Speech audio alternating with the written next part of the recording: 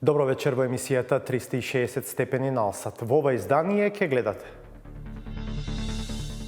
За проблемите со уредите за биометриска идентификација. Гласачите да притиснат повеќе кога го оставаат својот отпечаток на самиот скенер. Од произведувачот Дермалог велат поинаку. Притискањето не минува нешто много. Вредеше ли да се потрошат 11 милиони евра? Изборите за градоначалник во Маврово, Ростуши и во Центар Жупа не успеа. Треба ли да остане условот за најмалку 1/3 излезност? Ако ги погледнеме сите извештаи, препораки, резолуции на највлијателните меѓународни организации во полето на изборите и изборното право, ќе забележиме дека кај сите нив се препорачува да не постои ваков услов при организирање на избори. За родовата еднаквост во безбедносно-разузнавачкиот сектор. Од 80 полициски станици во 5 командир е жена. Femrat janë nana edhe ndoshta kjo është arsyeja për çka nuk aplikojnë të jenë në pjesëmarrëse në Ministrinë për Punë të Brendshme. Од околу 10.000 компании кои произведуваат отпад и треба да плаќаат за негово селектирање и рециклирање, само 1500 имаат договори со 5 колективни постапувачи. Според закон треба да биде казнива. Ова беше генералната најава, а со сториите почнуваме веднаш.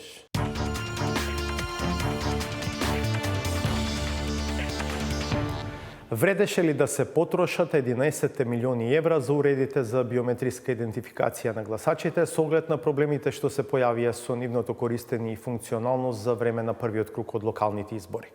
Дали наместо покредибилен добивме само покомплициран процес кој одврати од гласање одреден број гласачи? Каде е вината и одговорноста? Во избрзаниот процес, во базата со отисоци на МВР, во недоволната обученост на изборната администрација или во самите уреди? Дали некои лекции се научени за да не се повторат на 31 октомври и за да нема избирачи кои поради долгите редици се откажуваат од гласање? Ова се прашањата по чии одговори трагаше Славица Филиповска. 17 октомври, прв круг од локалните избори. Гласачките места се отворија во 7 часот изутрината. Не помина долго, а стигнаја првите новинарски извештаи од терен. Се појавиле проблеми врзани со конекцијата, но идентификацијата на првите гласачи со новиот апарат кој се користи за прв пат на овие избори. И токму поради потешкотиите со уредите пред одредени гласачки места се создадоа гужви. Се жалеа избирачките одбори. Не ги препознава, мораме лична карта да вметнеме, пак не ја препознава и мораме да одиме со избирачкиот список аналогно, да кажеме на некој начин. Од прилика 10 гласачи, 7 поминуваат, 3 не поминуваат. Не можевме да го испечатеме оној почетен извештај. 90% скоро од старите лица не ги идентификуваат. Реагираа и гласачите. Не, на тоа не фати, ни со десната рака, ни со левата рака. И мораме да подпишаваме само и со прстите да удраме. Се повлеков бидејќи има многу гужве, ќе дојдам подоцна.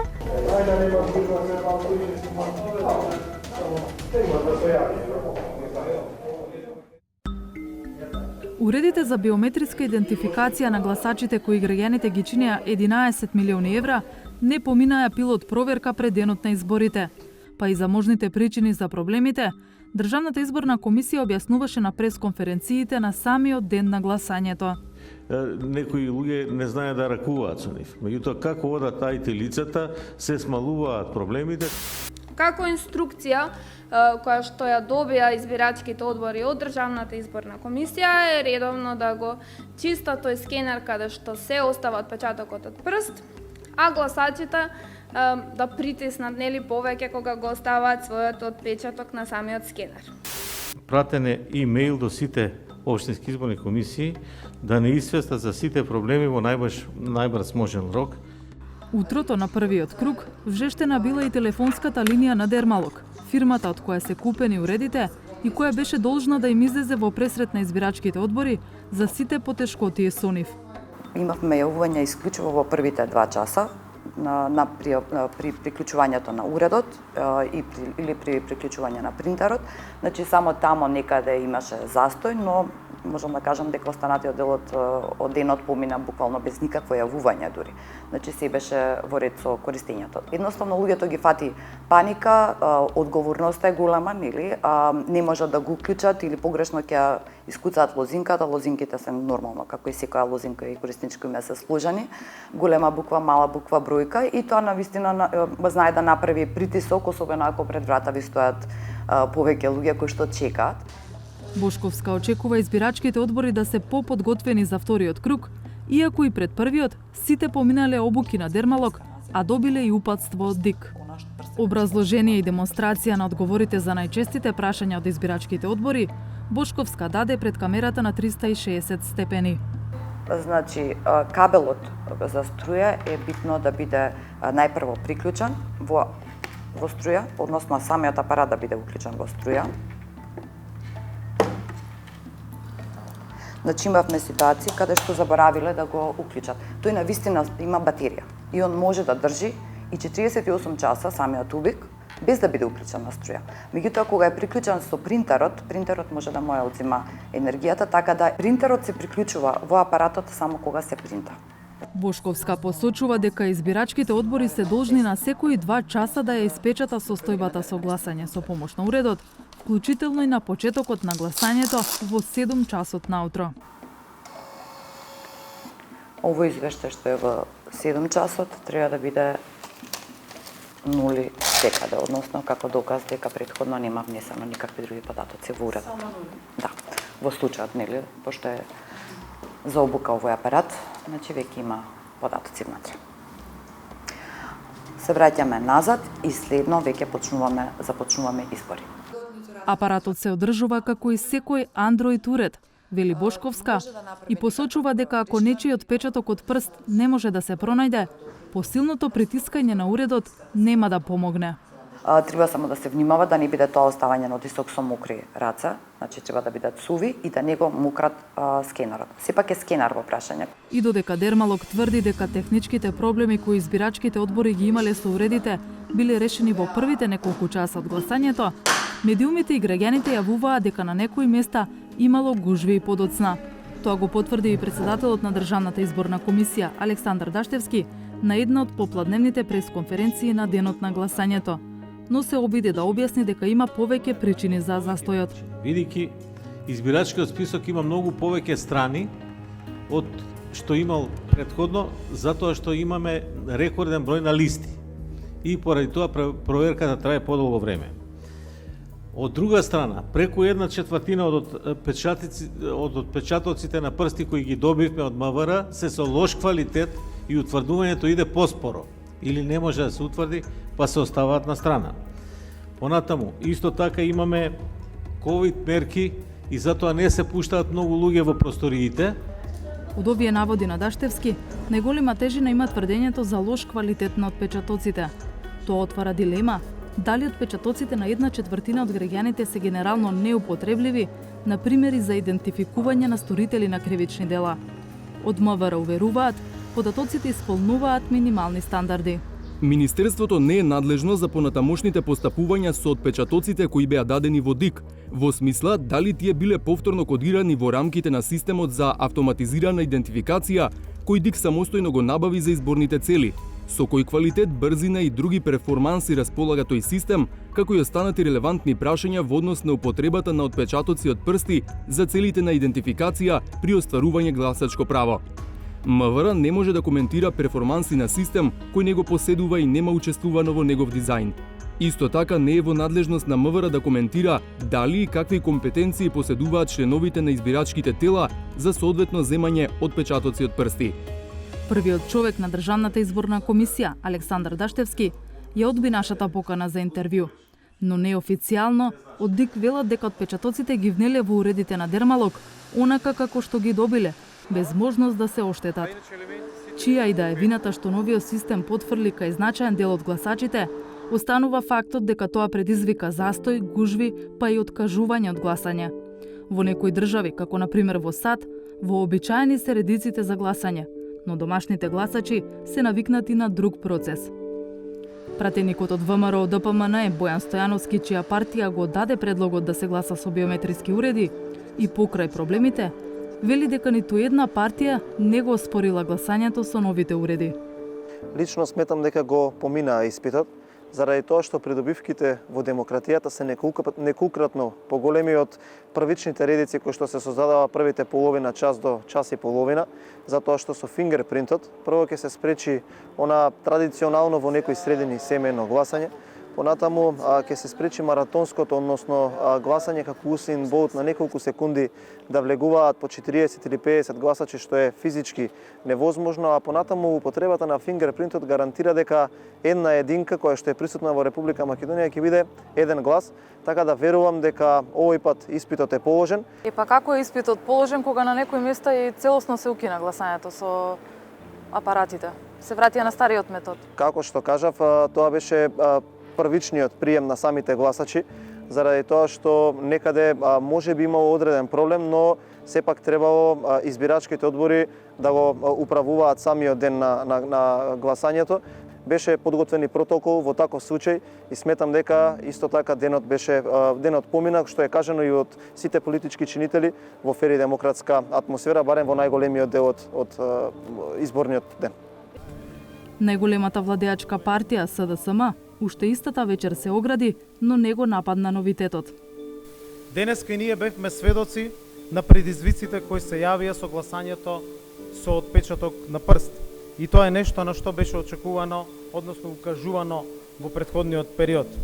Но гласањето со отпечатокот од прст беше услов на ВМРО ДПМН за да гласаат за изборниот законник и ние како Демократска партија го прифативме тоа за да изборните резултати бидат уште повеќе кредибилни и да нема простор никој да ги оспорува и да има алиби за било што. Проблемите со уредите се најдоа и во првичниот извештај на ОПСЕ од ИХР. The late implementation of biometric voter identification created additional challenges in the administration of the elections. Election day, including the vote count, was assessed positively overall, despite frequent problems with the biometric vote devices, group voting, and some procedural errors during counting and tabulation. Државната изборна комисија се уште нема прецизни податоци колку точно гласачи не се идентификувани преку уредите и морале да остават отпечаток во хартиениот избирачки список. Со сигурност се знае дека на 6 избирачки места целосно се прекинала биометриската идентификација и гласањето продолжило со UV лампа и спреј. 11 избирачки места пак останаа отворени до подоцна за онолку време колку што имало и прекин на гласањето. За проблемите пак никој нема да сноси одговорност. Дали ќе го бъде одговорност што за првиот 12 милиони евра државни пари за набавка на апарати кои очигледно не ја довршија функцијата?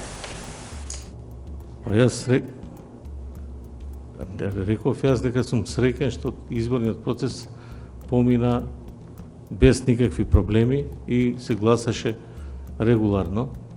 Мислам дека законски се гласаше, дека ништо посебно не пречеа овие терминали, напротив помогнаа многу во процесот, така што не чувствувам, него сум среќен што се помина во најдобар ред.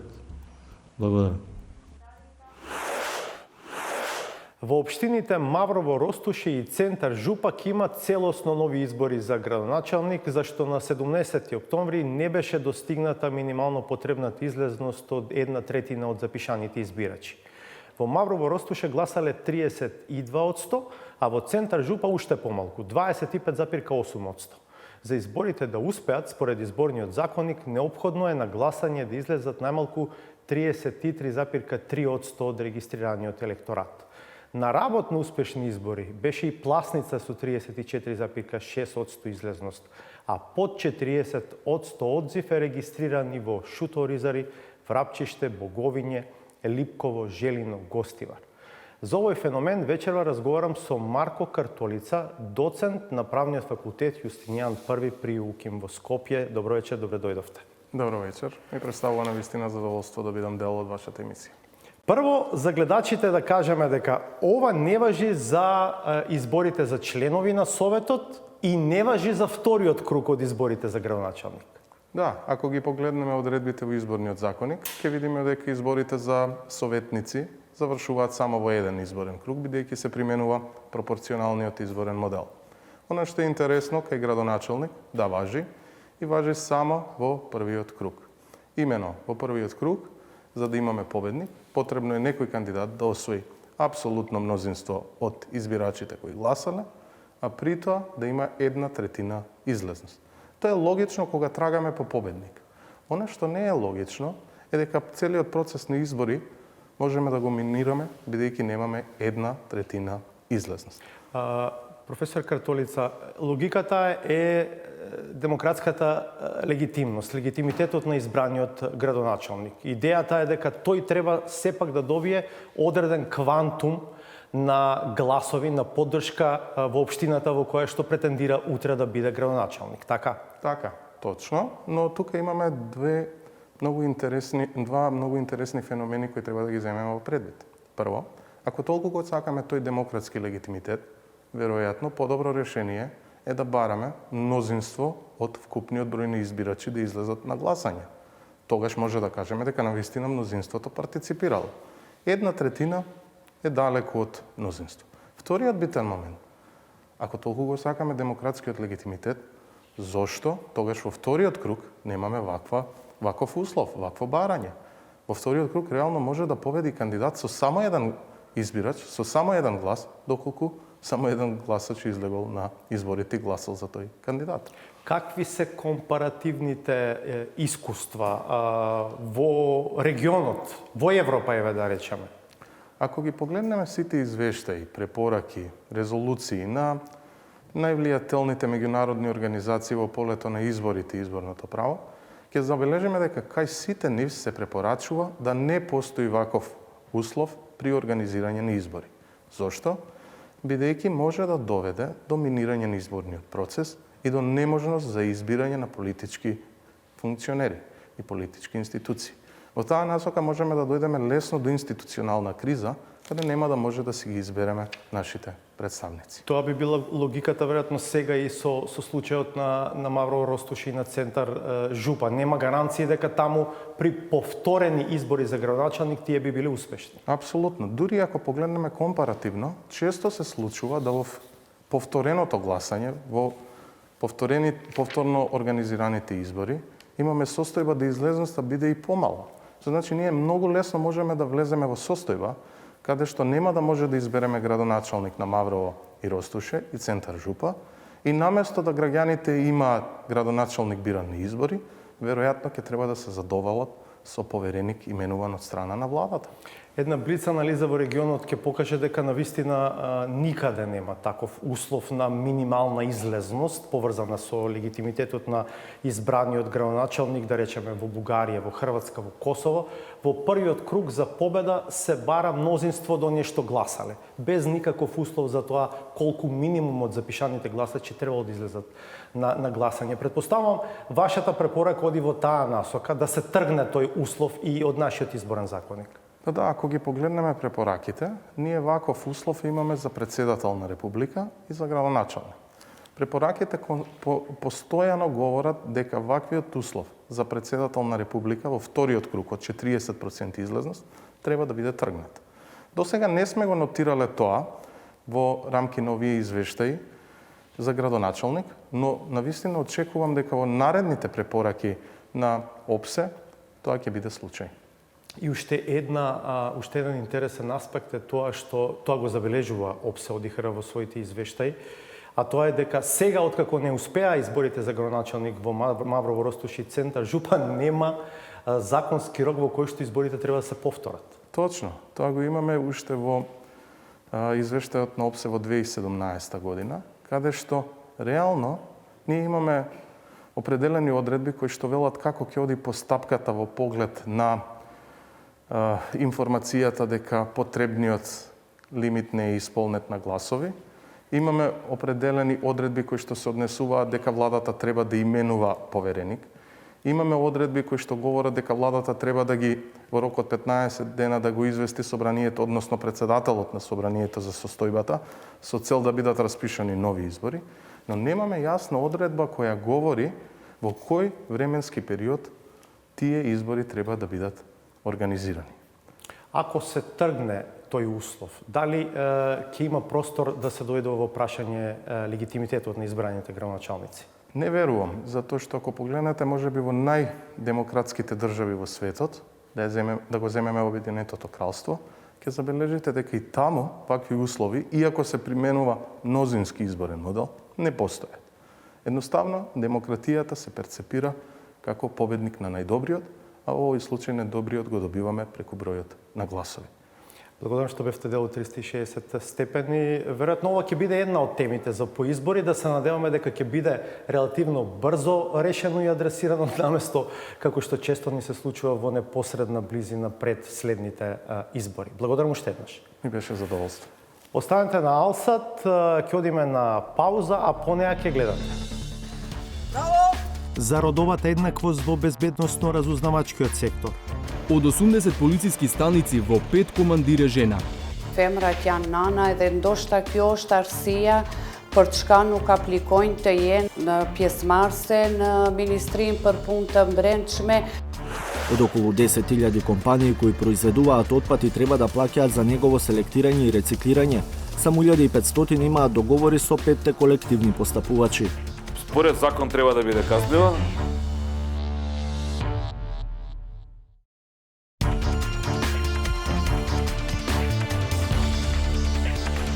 Прашањето за родовата еднаквост е тема на која има уште многу да се работи во нашето општество. Предизвикот е најголем во областите и професиите што се сметаат за машки, какви што се армијата, полицијата, безбедносно-разузнавачките служби. Ова е полето на интерес на Зоран Јовановски во сторијата што следува. Во Штипската касарна Јане Сандански е сместен водот кој втора година поред е прогласен за најдобар во армијата на Република Северна Македонија. Со него командува поручник Неда Волчева. Уште како средношколка имала желба да биде дел од армијата. Завршила војна академија, а со тоа станала и офицер во армијата која кај нас се уште се смета за машки свет. Во неа е веќе трета година. Тоа се 3 години исполнети со многу предизвици, пред се наученото на војната академија да го имплементирам во мојата компетентност за реализирање на доверените задачи во мојата единица, односно вториот пешајски баталјон кој што представува елитна единица и се подготвува за НАТО оценување. Когнитивната способност, емоционалната зрелост, како и физичката подготвеност не зависат од полот, туку од зрелоста на индивидуата, како и пристапот кон учењето како доживотен процес. Најголемото признание за поручник Волчева е довербата од претпоставените кои, вели, во неа гледаат пред се човек и професионалец. Подобрувањето на родовата еднаквост представува природен процес кој што бара постојано создавање на предуслови за покажување на професионалните квалитети кај двата пола. Одржувањето на систем на вредности преку унапредување и наградување, независно од полот, ќе доведат до изедначување на учеството на двата пола. Ако некогаш го посетите генералштабот на армијата, многу веројатно е дека на пријавницата ќе ве пречека Ангела Сибиновска. Таа е дел од војната полиција. Смета дека во армијата има родова еднаквост, можеби не според бројот на припаднички и припадници, туку според работните задачи кои, вели, за сите се исти. Јас уште од самиот старт, кога го завршив моето средно образование, се пријавив за да отслужам воен рок и тука никој немаше доверба во мене дека јас можам да го издржам тоа, но со самата љубов кон мојата професија и со поддршка на моето семејство јас тоа го остварив. Сибиновска била во мировната мисија на НАТО одлучна поддршка во Авганистан, како единствена жена во група со уште 14 мажи. Со самото тоа мене што ме гледате тука, мислам дека ви станува јасно дека секоја жена може да биде дел од армијата на Република Северна Македонија. Не е ништо тешко, не е ништо страшно, секој може да биде истраен, издржлив и физички подготвен. Но според податоците од Министерството за одбрана, процентуалната застапеност на жените во армијата е следна. Во севкупниот персонал се 9,78%, офицери жени се 15,56%, подофицери жени се 11,14%.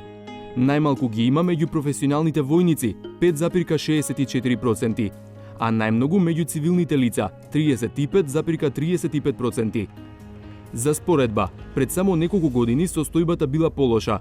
Во 2018 година, например, професионални војници жени имало 3,59%. На ниво на просек во земјите членки на НАТО, жените во севкупниот персонал се околу 11-12%. Армијата има овластени лица за заштита од вознемирување и сертифицирани обучувачи за родова еднаквост. Тие им држат обуки на припадниците на армијата, како мажите и жените да имаат ист третман, права и обврски. Таков обучувач е подполковник Орданче Тодоров од Велешката касарна. Тој открива дека во армијата има пријави за дискриминација и вознемирување. Од самиот момент на подесување на пријавата, овластеното лице покренува еден друг систем, друг тип на категорија на луѓе кои се одредени со самото упатство, родови посредници или еден вид на медијатори. Тоа се лица кои што вршат медијација помеѓу двете страни, во овој случај кои што учествуваат во одреден конфликт. Од постапките кои што ги имаме поведени, сме имале постапки кај што сме имале видови на вознемирување и се преземени одредени мерки против лицата кои што вршат вознемирување, меѓутоа сме имале чисти случаи на пријавување кај што не сме можеле да докажеме дека се работи за одреден вид на вознемирување. Во тек е и прилагодување на војните објекти според потребите на припадничките на армијата. Се работи на адаптирање и создавање или изработка на изградување на нови објекти, односно простори кои што би биле наменети само за жените и би можеле да ја користат жените согласно нивните потреби.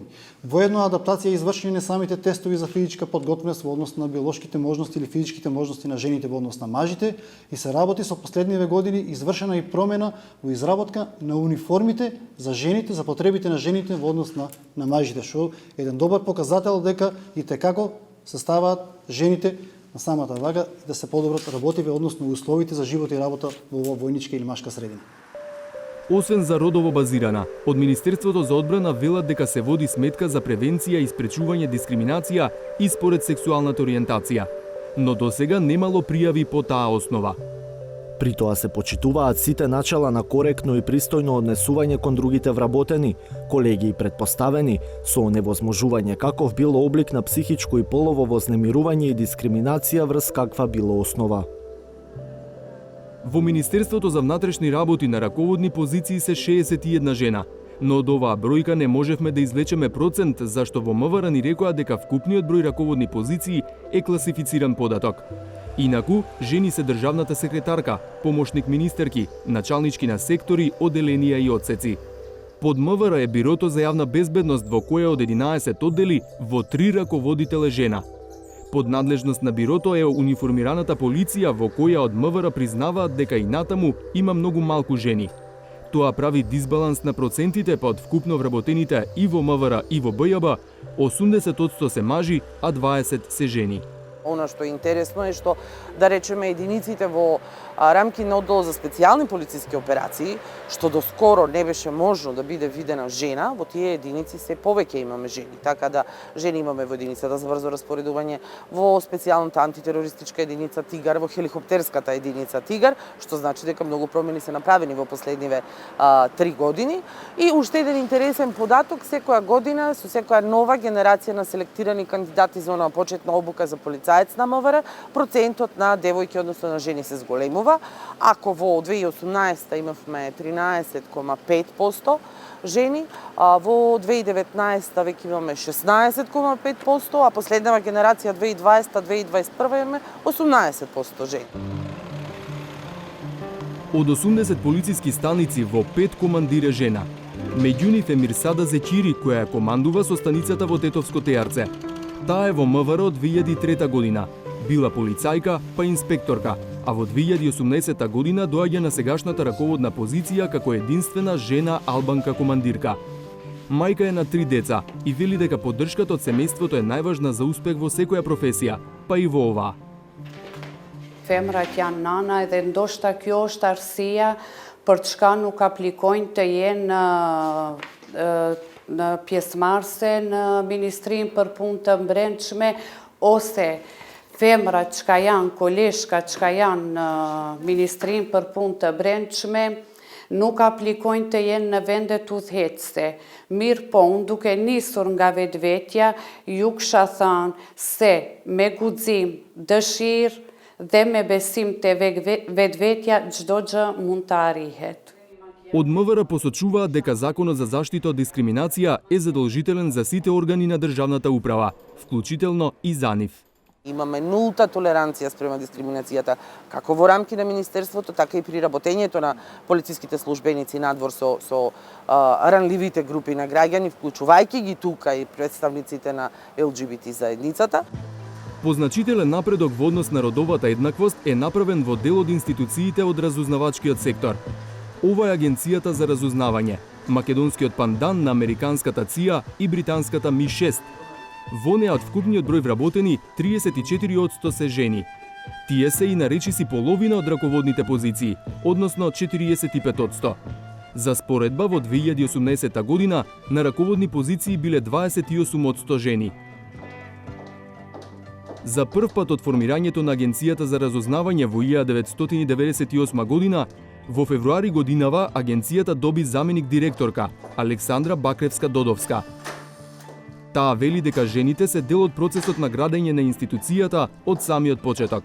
Сепак високите раководни позиции им припаѓале на мажите, а жените или биле извршители или пак биле на раководни позиции кои што биле поддршка во разузнавачкиот циклус на работа. Постепено правени се промени во таа смисла да најголемиот резултат е постигнат во 2021 година, кога жените се стекнуваат со високи раководни позиции и жени раководат со оперативни тимови. Вели дека оваа институција одиде чекор напред во спречување каква било дискриминација со новиот закон за Агенцијата за разузнавање. Со член 27 се забранува секаков вид на дискриминација, односно по однос на возраста, по однос на религија, по однос на етничка припадност, по однос на национално и социјално потекло, статус, па и вклучително и полова ориентација. Од Агенцијата за национална безбедност АНБ пак ни одговорија дека водејќи сметка за родовата еднаквост, во моментов 42% од вработените се жени. Во однос на евентуална дискриминација по сексуална ориентација, и тие посочуваат на Законот за Агенција за национална безбедност, според кој се забранува директна или индиректна дискриминација при вработување. Агенцијата не смее да ги става во нееднаква положба пријавените кандидати заради расно или етничко потекло, статус на семејството, имотната состојба, сексуална ориентација или заради други лични околности. Дали и колку се води сметка за родова еднаквост при испраќање наши контингенти во мировни мисии во странство, остана неодговорено прашање. И покрај неколкуте обиди, не успеавме да добиеме став од председателот на Собраниската комисија за одбрана и безбедност Миле Талевски. Безбедноста и разузнавањето се уште се машки сфери, вели председателката на Собраниската комисија за еднакви можности на мажите и жените Гордана Силјановска-Давкова. За напредокот во родовата еднаквост во дел од овие институции смета дека е потребен многу поголем чекор. Ако тие персонифицираат сила и моќ, и ако секаде биле доминантно машки, значи треба да се атакува на таа моќ. И јас затоа малку сум збунета околу состојбите во Министерството, да речеме, за народна одбрана. Бидејќи мислам дека кога на челни позиции ќе бидат на вакви институции или министерства жени, се разбира дека идентификацијата е поголема и дека чекорот женски треба да биде поголем во тој се уште машки свет. Ние не сме скандинавци, вели Силјановска-Давкова, и затоа не можеме спонтано да ги решаваме проблемите со родовата еднаквост, најмногу поради доминантните елементи на парохијалност и патриархалност во политичката култура. Тогаш мораме да посегнеме по други решенија. Другото решение се квотите. Се разбира дека квотите ги третирам како временски ограничени, но мислам дека токму примерот на собранието покажува дека тие се добро решение. Квотите што ги предлага Сијановска-Давкова можеби се привремено решение, но долгорочно клучот е во унапредување на политиките и јакнење на свеста за родовата еднаквост како човеково право што се валоризира во просперитет на општеството. На секои 100 кг отпад од пакување кој се создава во земјава, само за 60 кг некој плаќа тој отпад да биде собран. Остатокот, за кој никој не плаќа да се собере, годишно изнесува околу 40.000 тони. Под радарот на јавноста, мрежа од домашни и меѓународни актери се обидува да го намали ѓубрето од пакување кое наместо на рециклирање завршува по депонии, но и по улици. Петар Клинчарски. Ова е Центарот за трансфер на технологии и иновации при Факултетот за електротехника и информациски технологии во Скопје. Тимот професори, меѓу кои Јосиф Ќосев, заедно со неколкумина надворешни експерти развиваат прототип на машина автомат за селектирање на отпад од пластика. Проектот се работи во соработка со Пакомак и со Фондот за иновации со швајцарска поддршка. Машинскиот дел е повеќе набавен. Она што е додатокот е после електрониката која што се грижи за собирање на сигнали, за нивно кондиционирање, препраќање локално и на крајот софтверот кој што е надградба на сето тоа заедно спрема оној дел во облак што го викаме, каде што се чуваат податоци за корисници, за реализирани поени ги викаме, може да го објасниме нели што е како е, и на крајот можностите на корисниците да си ги ефектуираат како финансиска награда во некој маркет. Како функционира автомат за селектирање отпад, познат како вендинг машина? Прво, од Play Store или Apple Store треба да се симне потребната апликација, а потоа да се креира корисничка сметка со што се добива единствен код. Останатиот дел од процесот ни го представи лично професорот Ќосев. Откако се идентификувал, му почнува сесијата, која што отприлика трае 30 секунди помеѓу секое ставање шише, така што може да почне со рециклирање, ќе го пикне шишето, ево да препорачуваат од озгора надолу. Додека трае ова, не може да се стави второ шише, ако проба да стави, ќе прекине машината, ќе алармира, но сега е веќе на располагање за второ шише.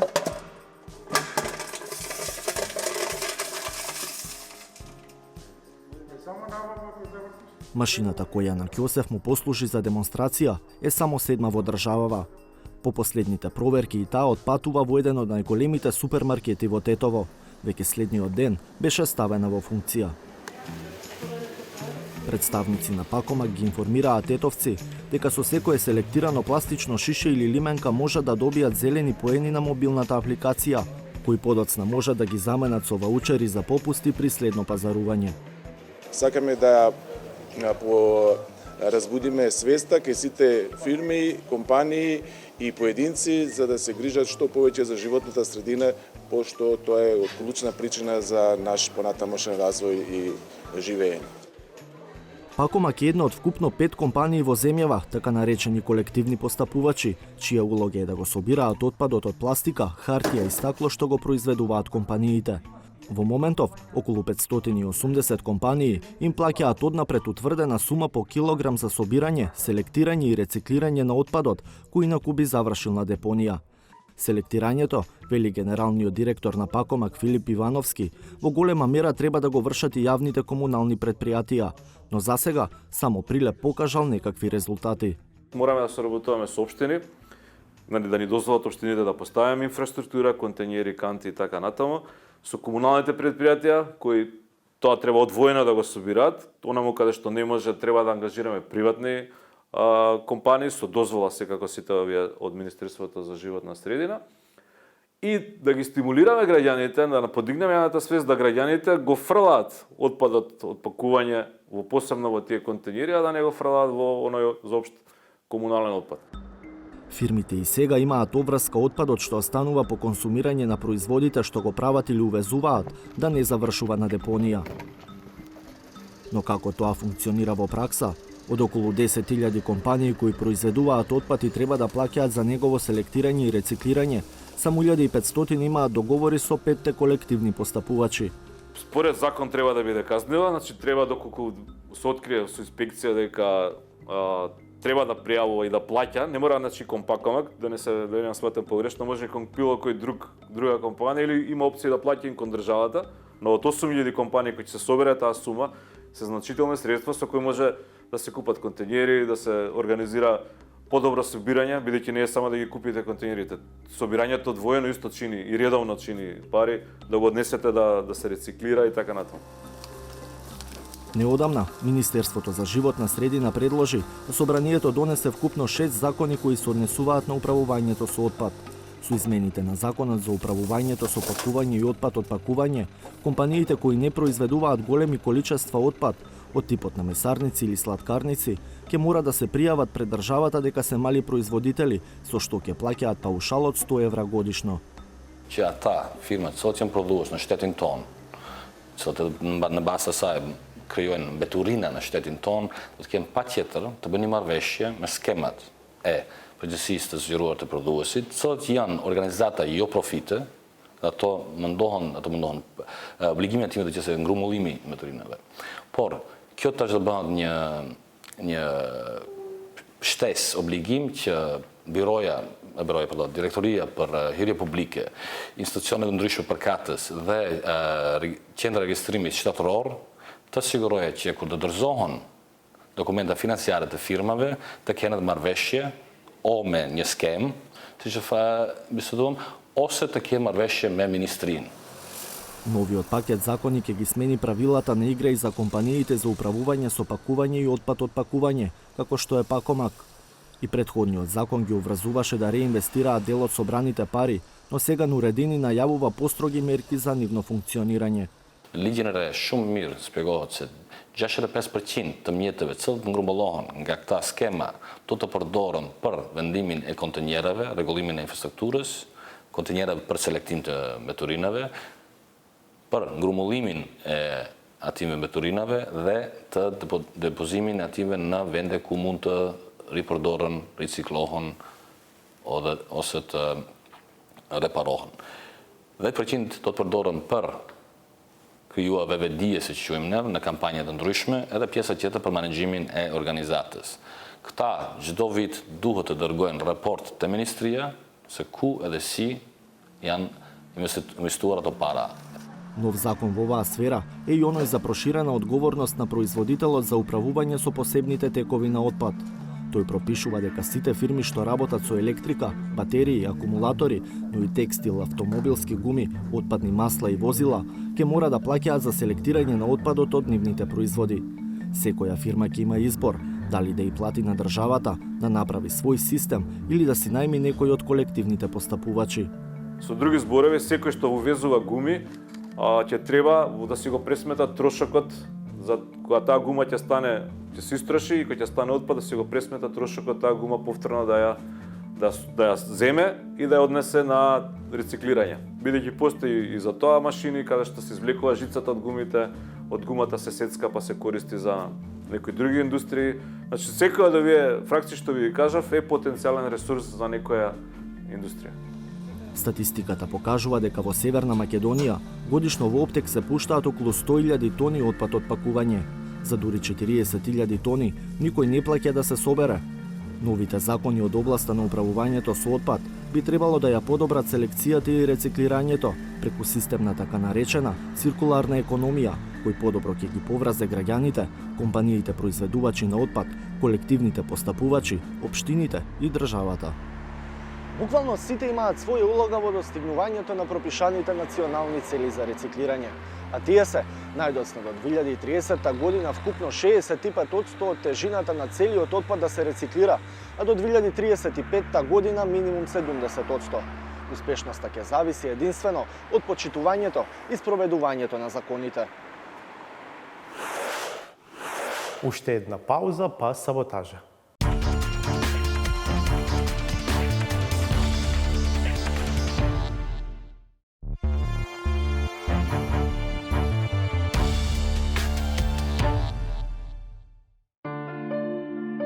Историјата не смее да се подценува, а меморијата да се занемарува. И потенцијално идниот би требало да внимава кога нуди решенија, бидејќи со булеварот на палмите кој го презентира како лош проект, го омаловажува делото на претходникот, чија партија безрезервно застана зад неа.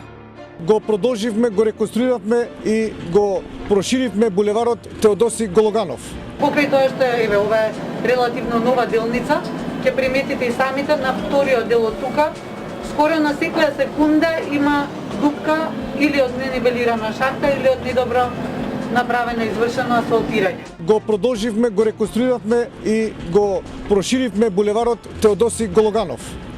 И што поразлични не се ни од другиот табор, ако тврдат дека се најздравиот избор, тогаш тие што решиле да ги промовираат, веројатно не би требало ни сопствениот пример да создадат впечаток за метрополата како за пациентот покрај Вардар, на кого дефинитивно му треба лечење. Јас сум дефинитивно хардкор скопјанец, пошто за мене Скопје е диагноза. Скопје е за мене диагноза, но ако искочите да прошетате низ улиците, низ центарот и низ Дебар Мало, ќе видите дека и за други луѓе Скопје е диагноза. Нивните пак поранешни локални сопартици толку се екзалтирани од наметнатиот национален публицитет, што веќе немаат никаква контрола врз собствената реторика. Па без никакви прифатливи аргументи градат чудна и непозната перцепција за парите или за односот на граѓаните кон сопствениот, домашниот буџет. На граѓаните им е исто дали ќе плаќаат сметка од 150 или 250 денари. Битно им е да не им се покачи цената. Цената е исклучително важна во политиката, особено за оној што е свесен за квалитетот на продуктот што се нуди. Но при изместени пазарни вредности и морални вертикали, дозволено е играјќи на картата на заборавот, со доза на закана, грациозно да им се намалува вредноста на новите сончогледи, на кои треба да им се забрани да цутат, за случајно да не им го фатат местото. Се плашам дека утре ќе го свртат ќуркот на другата страна, па ќе почнат да фаат некоја друга опција. Не би требало тоа да им се дозволи. Знаете, би требало да бидат оставени конзистентни со своите ставови. Кога е во прашање доследноста, таа веројатно не смее да биде злоупотребувана, особено не во ситуација кога интелектуалната сила и се покорува на политиката. Една оставка немаше никаква друга цел, освен да ја покаже доминацијата на изборната математика пред научните факти. Објавете ги, ако треба, уште сега, утре, во овој момент објавете ги решението на комисијата, за да се разбие таа фама дека нешто се продало. И ќе се види многу јасно што е договорено на комисијата и дека нема никакви предавства како што се манипулира во јавноста. Освен со предавствата, јавноста неделова манипулираше и со причините за оставката. Таа фама може да се расчисти само ако на местото на демисионерот се предложат вистински луѓе кои со своите познавања навистина ќе ги расчистат историските магли. Ние сме деца на светлината. Ако внимателно се прочита делот апостолски од новиот завод избраниот народ се македонците, што изрично е наведено во посланието на апостол Павле до солуњаните. И на крајот, имајќи ги предвид наследниците, Македонија можеби не е баш таа библиската, земјата на Адам и Ева. Да ви кажам, јаболки не јадам. Оти? Оти сум без заби. Штом нема заби, нема ни јаболко. Па јасно е дека не може да има ниту раздор. И натаму ќе се срка тоа што е надробено. Завршуваме. Пријатно до петок околу 22.